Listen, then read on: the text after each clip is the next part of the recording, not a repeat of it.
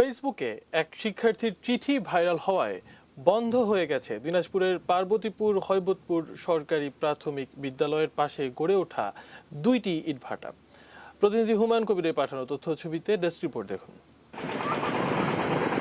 দিনাজপুর জেলার পার্বতীপুর উপজেলার হৈবতপুর সরকারি প্রাথমিক বিদ্যালয় থেকে এখনো দেখা যায় ইটভাটা, তবে স্বস্তি, সেখান থেকে বের হয় না আর ধোঁয়া।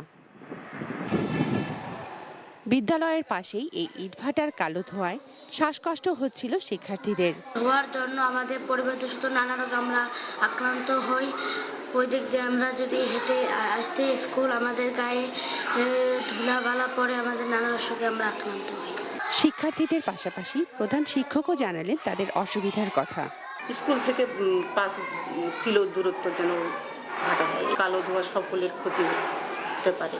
এই সমস্যাটির কথা তুলে ধরে দিনাজপুর জেলা প্রশাসক বরাবর একটি চিঠি লিখেছিল বিদ্যালয়েরই 2য় শ্রেণীর ছাত্রী মাইশা মিশু।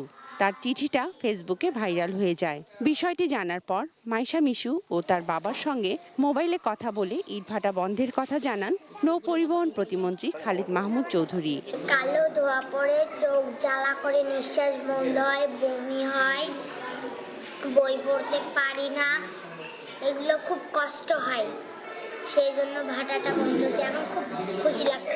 ছাড়পত্র ছাড়াই গড়ে ওঠা ইটভাটা দুটির ব্যাপারে ব্যবস্থা নেওয়া হবে জানান পরিবেশ অধিদপ্তরের এই কর্মকর্তা। এর আগেও আমরা এসে ভিজিট করে গেছি এবং এটাতে একটা রিট আছে আমাদের কাছে, যেটা কাগজ আছে, সেই রিটটা আমরা ভ্যাকেট করে এটা উচ্ছেদের ব্যবস্থা। Shakil Aziz, desk report, ATN news.